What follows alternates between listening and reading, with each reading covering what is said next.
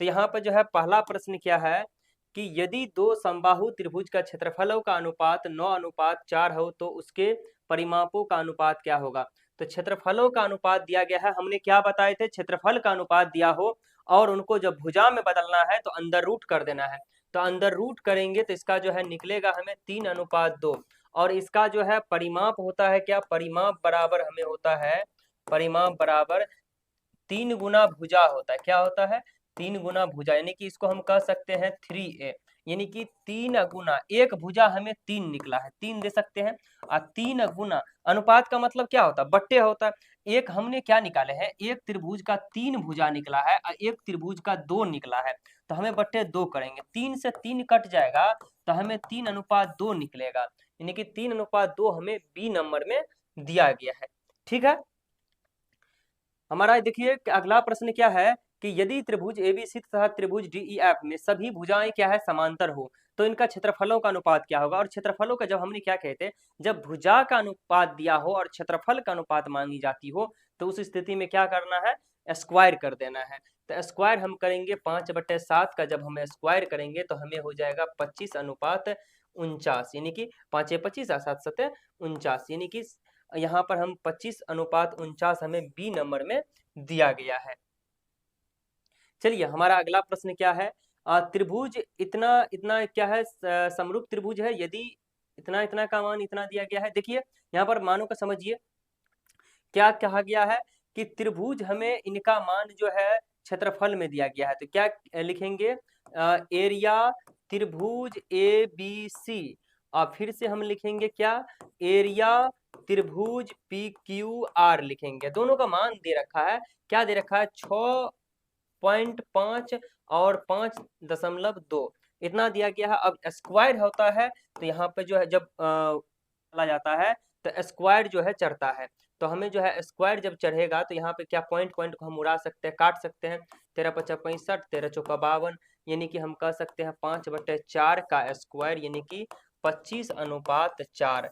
तो 4×4 = यानी कि कह सकते हैं 25:16। तो 25:16 जो है हमें बी नंबर में दिया गया है। चलिए प्रश्न है, एक समबाहु त्रिभुज के एक भुजा ए है तो इसकी ऊंचाई क्या होगा। जब त्रिभुज का जो है भुजा, इसका जो है ऊंचाई बराबर फार्मूला ही होता है √3/2a।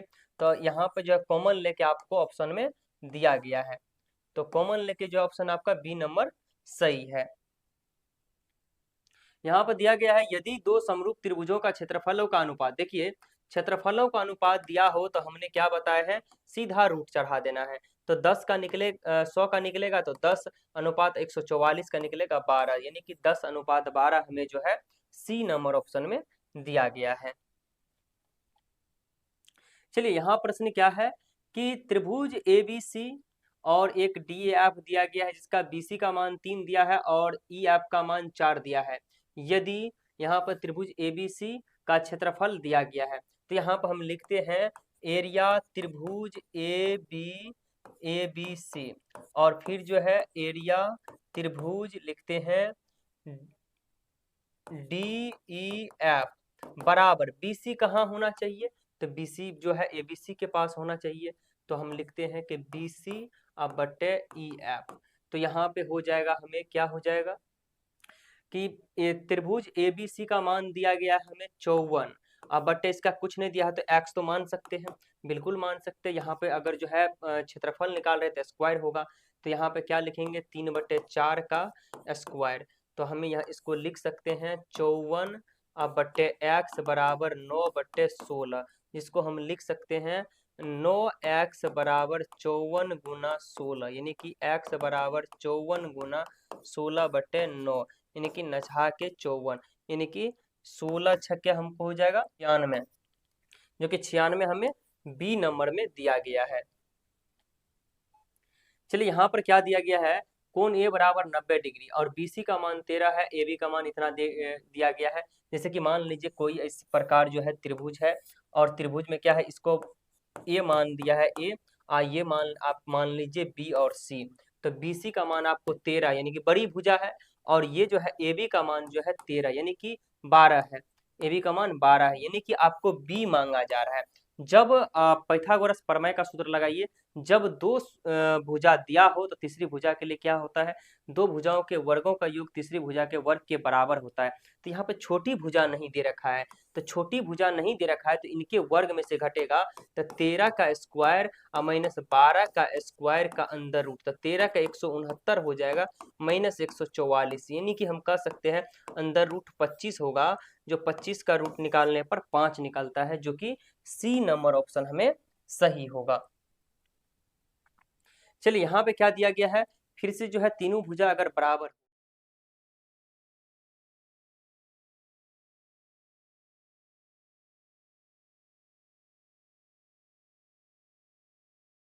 अगर तीनों कोनों को जोड़िएगा तो उनका मान कितना निकलता है, 180 डिग्री निकलता है।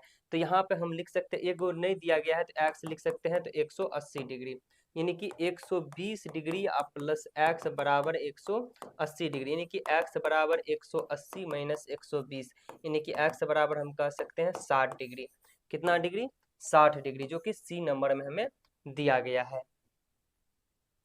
चलिए हमारा क्या है, यदि दो समरूप त्रिभुजों का क्षेत्रफलों का अनुपात कितना है, 49:81, यानी कि इसका जब निकालेंगे तो 7:9 हमें निकलेगा, जो कि 7:9 हमें बी नंबर में दिया गया है। चलिए यहाँ पे क्या दिया गया, दो समरूप त्रिभुजों का क्षेत्रफलों का अनुपात, फिर से वही 121:169, यानी कि जब हमें यहाँ पर जो है भुजा निकालनी हो तो हमें इसका जो है क्या निकालना पड़ेगा, सबसे पहले भुजा क्षेत्रफल से भुजा निकालेंगे तो 11:13, यानी कि 11 का ये वर्ग है, वर्गमूल है, ये 13 का वर्गमूल है, 11:13 निकलेगा। अब संगत ऊंचाइयों का अनुपात, तो ऊंचाई बटा ऊंचाई, ऊंचाई का जो है जो भी फॉर्मूला वो कट जाएगा, बचेगा फिर से यही सेम चीज निकलेगा रहेगा, तो सेम चीज हमें जो है 11:13 जो है 11:13 डी नंबर में दिया गया है।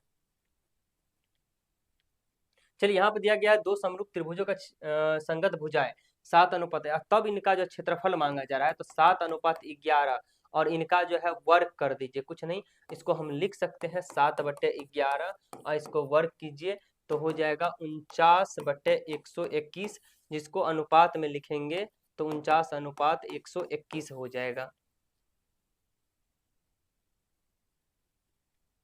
चलिए दिया गया है, फिर से अगला प्रश्न जो है भुजा दिया गया है, और इसमें जो है एक त्रिभुज के मानों को यहाँ पर क्या दिया गया है, देखिए सवाल को कैसे घुमाया गया है, क्या दिया गया है कि ए बी के बराबर 3DE दिया गया है, ठीक है।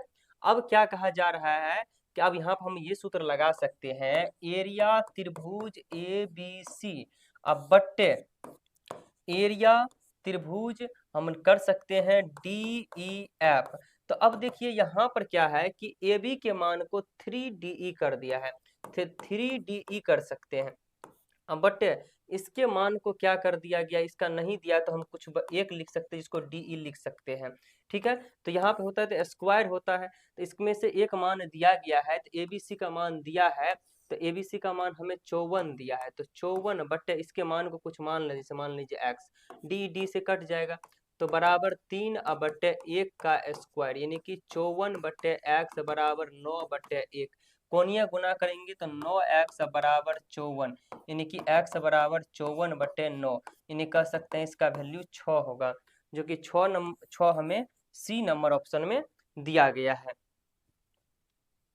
चलिए दिया गया है यहाँ पर क्या कि AC² बराबर AB² प्लस BC², तो कोण B क्या होगा, तो AC² जैसे हम कहे AC², तो इसका मतलब A और C बड़ी भुजा है, चलिए AC लिख दिए, तो यहाँ पर ये B हो जाएगा, तो B का वैल्यू 90 होगा, जो कि C नंबर में हमें दिया गया है। देखिए इस तरह का प्रश्न जब पूछा जाएगा हम कैसे निकालें, तो हमने देखिए कि किसके स्क्वायर में जो है दो भुजाओं के वर्गों का योग है, तो AC के स्क्वायर में है, तो AC जो है बड़ी भुजा होगा, AC क्या होगा, बड़ी भुजा होगा, और AC को हमने बड़ी भुजा रखे और B को हमें जो है यहाँ कोण वाले स्थानों पर रखें।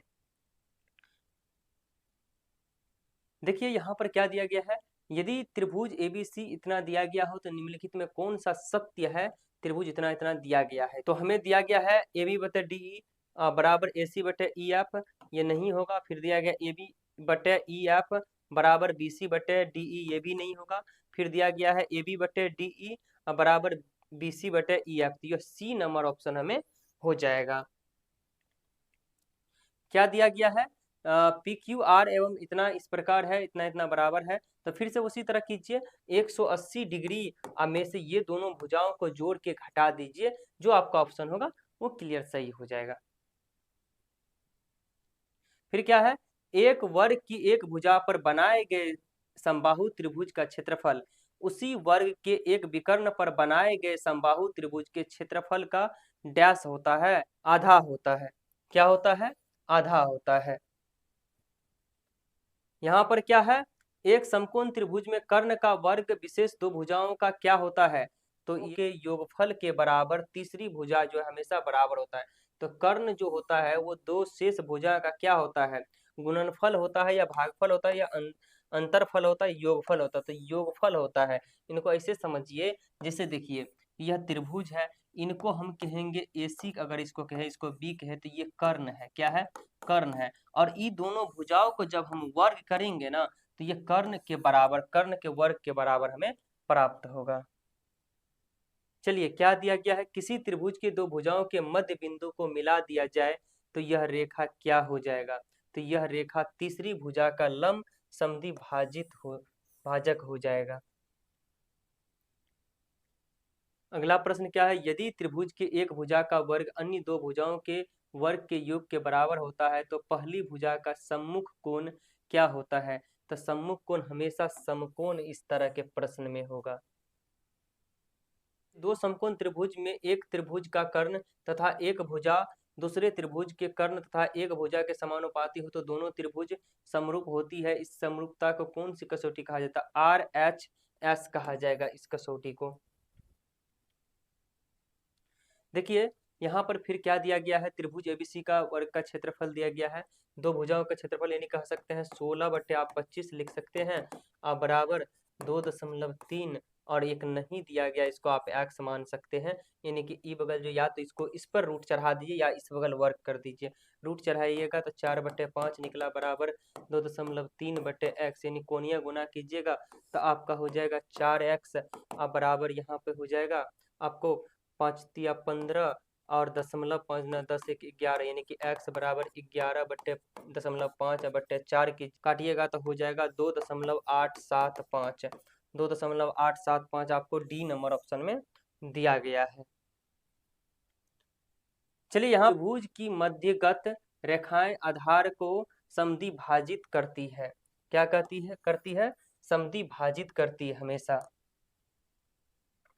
किसी समकोण शीर्ष से कर्ण पर खींचा समरूप कहते हैं।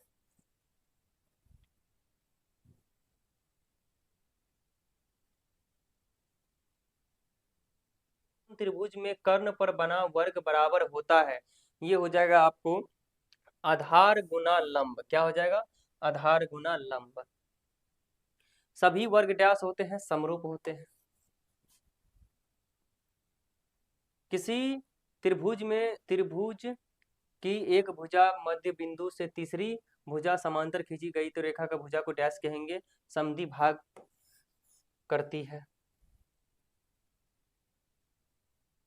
किसी त्रिभुज के एक भुजा के समांतर खींची गई रेखा अन्य भुजाओं को किस अनुपात में विभक्त करता है? एक ही अनुपात में।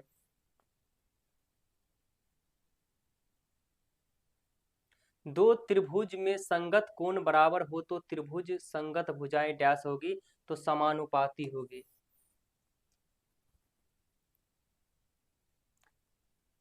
देखिए, यदि एक त्रिभुज का एक कोण दूसरे त्रिभुज के एक कोण के बराबर हो तो इन कोणों के अंतर्गत करने वाली भुजाएं समानुपाती हो तो दोनों त्रिभुज क्या होगी?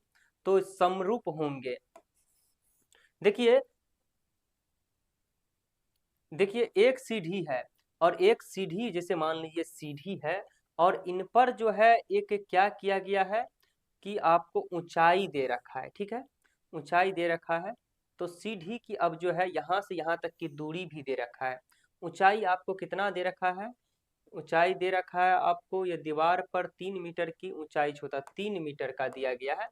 और यहाँ पे एक और भी दिया गया, अगर सीढ़ी का आधार दीवार से 4 मीटर है, ये 4 मीटर, तो ये मांगा जा रहा है। इसको क्या करेंगे, पाइथागोरस प्रमेय का सूत्र लगाएंगे, यानी कि 3 का स्क्वायर प्लस 4 का स्क्वायर का अंदर रूट, यानी कि 9 प्लस 16, यानी कि हम कह सकते हैं अंदर रूट 25, यानी कि 5 हो जाएगा, जो कि 5 ऑप्शन नंबर डी में दिया गया है।